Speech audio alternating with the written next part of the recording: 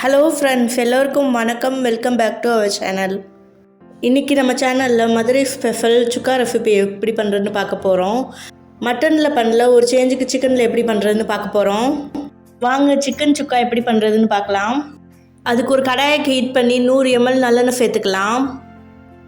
எண்ணெய் காஞ்சதும் ஒரு பெரிய வெங்காயம் 2 பச்சை மிளகாவை நீல வாக்கில் கட் பண்ணி சேர்த்துக்கலாம். இப்போ இதை நல்லா வதக்கி விட்டுக்கலாம்.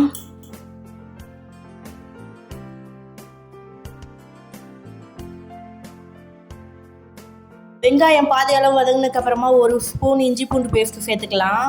சேர்த்து அதையும் நல்லா வதக்கி விட்டுக்கலாம். இது இப்போ பச்சை வாடை போகிற அளவு நல்லா வதங்கட்டும்.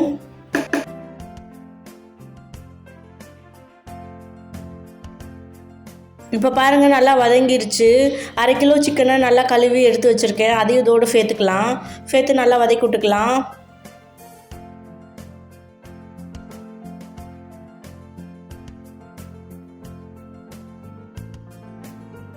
ஒரு 5 மினிட்ஸ் சிம்லேயே இது நல்லா வதங்கட்டும். அதுக்குள்ளேயே நம்ம சுக்கா மசாலா ரெடி பண்ணிட்டு வந்துடலாம். அதுக்கு ஒரு பேனில் 50 கிராம் மல்லி எடுத்துக்கலாம். அது கூடவே 6 வரமிளகா, 2 ஸ்பூன் மிளகு, 1 ஸ்பூன் சோம்பு, 1 ஸ்பூன் ஜீரகம், இது எல்லாத்தையும் சேர்த்து சிம்மில் வச்சு பொன்னிறமாக வறுத்துக்கலாம்.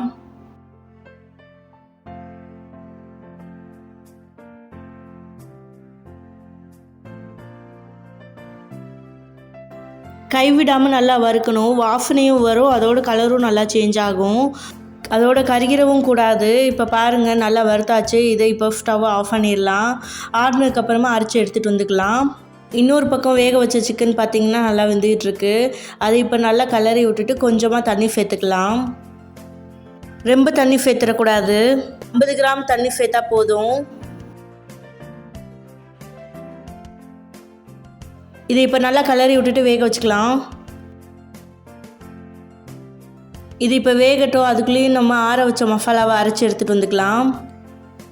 சிக்கன் ஆஃப் குக் ஆயிடுச்சு. அதில் இப்போ 1/2 ஸ்பூன் கரம் மசாலா தூள் சேர்த்துக்கலாம். அது கூடவே அரைச்ச சுக்கா பவுடரையும் 2 ஸ்பூன் சேர்த்துக்கலாம்.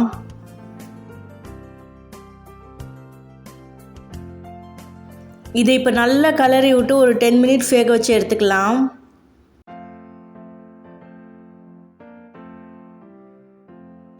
இடையில நல்லா கலரி விட்டுக்கலாம். அப்போ தான் அடி பிடிக்காது. மசாலா எல்லாமே சிக்கனோட நல்லா ஒட்டி வெந்து வரும்.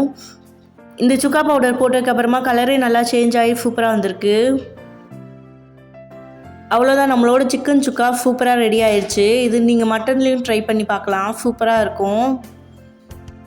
அவ்வளோதான், நம்மளோட மதுரை ஸ்பெஷல் காரசாரமான சுக்கா ரெடி ஆயிடுச்சு. நான் காட்டியிருக்கிற அளவுகளை வச்சே செஞ்சு பாருங்கள், அப்போ தான் பர்ஃபெக்டாக வரும். இந்த வீடியோ பிடிச்சிருந்தா நம்மளோட சேனலை சப்ஸ்கிரைப் பண்ணி கூடவே பெல் பட்டனை கிளிக் பண்ணிக்கோங்க. அதோட லைக் பண்ணி ஷேர் பண்ணுங்கள்.